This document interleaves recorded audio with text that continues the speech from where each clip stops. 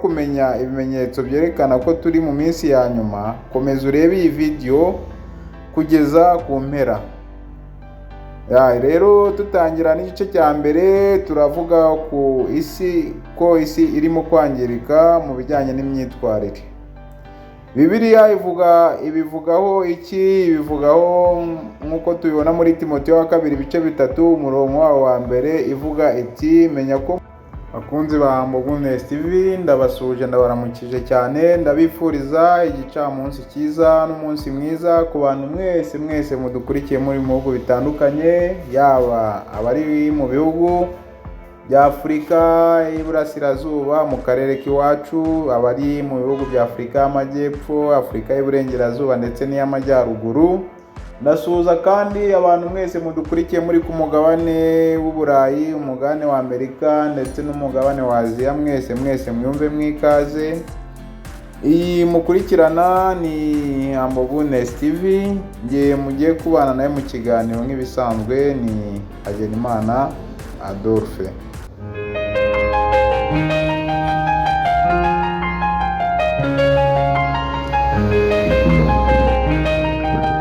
Nk'ibisanzwe rero twagarutse tubagezaho ibiganiro bigiye bitandukanye, tugenda tubageza kuri channel yacu ya Mbogunesi TV. Mbashimira uburyo ki mukomeje gukora subscribe, share ndetse na comment, ni iby'igiciro gikomeye cyane. Imana ibampera umugisha cyane. Nawe utarakora subscribe, ni umwanya muto cyane ugakanda aho ngaho handitse subscribe cyangwa se handitse s'abonner, kugira ngo tujye tubana mu biganiro bitandukanye tubagezaho. Nk'ibisanzwe rero twagarutse ikiganiro tugiye kubagezaho uyu munsi. Tugiye kurebera hamwe ibimenyetso bigaragaza ko isi igeze mu minsi ya nyuma.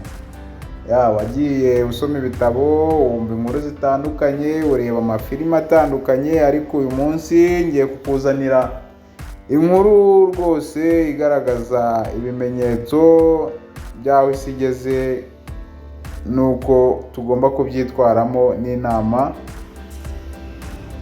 ugomba gukura mu kiganiro tugiye kubagezaho. Ntucikwe rero, ntucikanwe n'iki kiganiro, kuko ni ikiganiro cyiza cyane kirimo ubusesenguzi ndetse n'inama ku muntu wese ubasha gukurikirana ibiganiro by'iyobokamana. N'utabasha kubikurikirana rwose namushishikariza kugira ngo akurikirane iki kiganiro.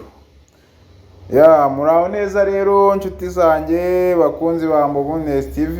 Uyu munsi rero tugiye kubagezaho ikiganiro rwose gikomeye cyane kivuga ku bimenyetso bigaragaza ko isi igeze mu minsi yayo ya nyuma. Ese uzi ko hari ibintu bibera mu isi uyu munsi Bibiliya yabihanuye kera cyane? Ese ibintu byabaye i Sodomu na Gomora ubu birimo gusubira ku isi yose? Niba ushaka rero kumenya ibimenyetso byerekana ko turi mu minsi ya nyuma, komeza urebe iyi video kugeza ku mpera. Rero tutangira n'igice cya mbere, turavuga ku isi ko isi irimo kwangirika mu bijyanye n'imyitwarire. Bibiliya ibivugaho iki? Ibivugaho nk'uko tubibona muri Timoteyo wa kabiri ibice 3 umurongo wa mbere, ivuga iti menya ko mu minsi y'imperuka hazaza ibihe bikomeye cyane. Abantu bazaba bakunda amafaranga, bakanga Imana, bakora ibyaha nta soni. Mu by'ukuri murabizi rero ko muri iki gihe cy'iminsi y'imperuka ubusambanyi bwiganje mu bantu cyane, gukunda amafaranga cyane, abantu ntabwo bacyumvira Imana, abantu benshi ntabwo bacyumva n'inama abantu babagira. Icyaha gisigaye gifatwa nk'ikintu gisanzwe kiri aho. Hari n'abantu bamwe nigeze numva b'idini runaka muri amakeke yateteye, aho abantu bamwe bigeze kuza babwiriza ahantu ko ngo Yesu ngo ibyaha byose yabibabariye, ati icyo wakora cyose rwose ntabwo ari icyaha kuko ngo Yesu yabikuyeho. Urumva rero ko ubwo ari ubuki, ari ibintu byo kuba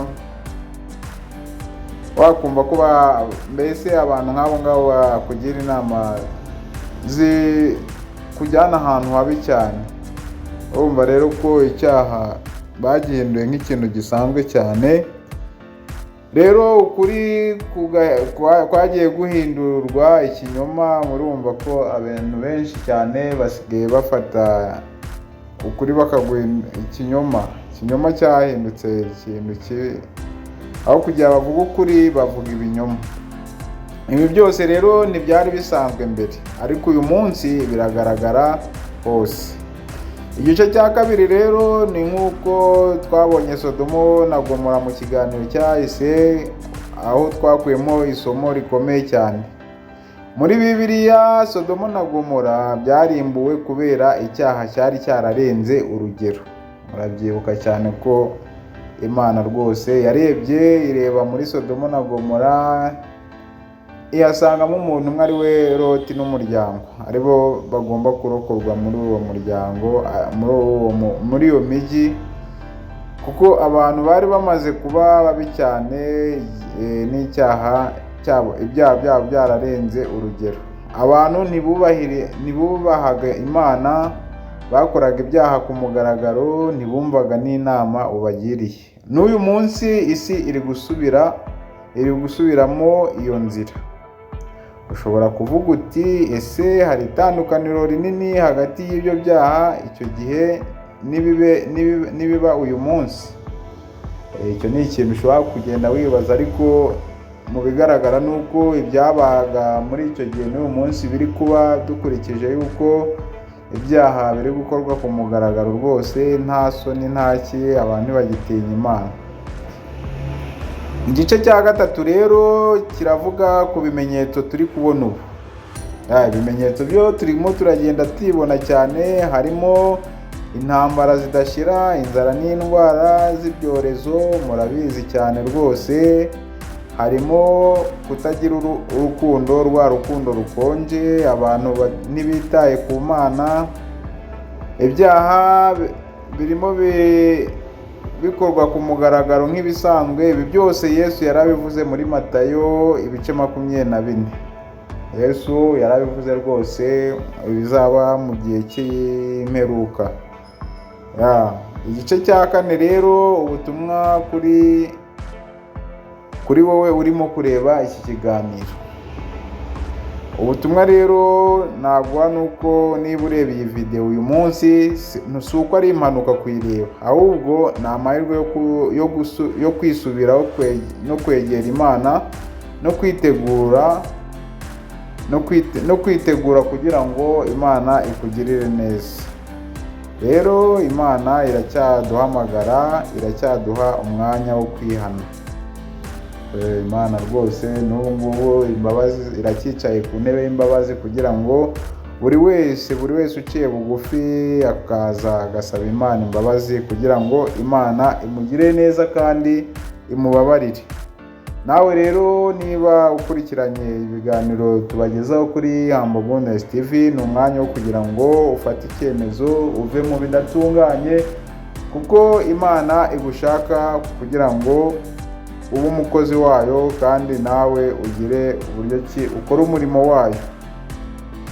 Rero niba tugana ku musozo, twababwira ko niba wumva ubu butumwa ari ahantu bugukoze cyane cyane ku mutima, ushobora gukanda like kuri channel yacu, ugakanda subscribe ku utarakanda subscribe, n'igitekerezo cyawe rwose ushobora kugisigamo, kugira ngo tujye tubana mu biganiro bitandukanye. Kandi witegure, kuko muri video ikurikira tuzakugezaho ibimenyetso, tuzabagezaho ibimenyetso 7 bikomeye byerekana ko iherezo riri hafi cyane. Sawa rero, mugiriye ibihe byiza n'igicamunsi cyiza ku bantu mwese mudukurikiye muri bihugu bitandukanye, yaba abafite akazi n'abadafite akazi. Ndabihanganisha abadafite akazi kugira ngo mukomeze mwihangane. Uyu munsi bishobora kuba byanze, ejo bigakunda. Nta gucika intege, cyane no gusenga Imana no kuyizera, kuko Imana niyo igena byose. Ngiye mwabanye mu kiganiro yari Hagenimana Adolphe, iyi mwakurikiranaga yari Humble Business TV. Mbifuriza kugira umunsi mwiza n'amahoro y'Imana. Shalom, shalom, bye bye.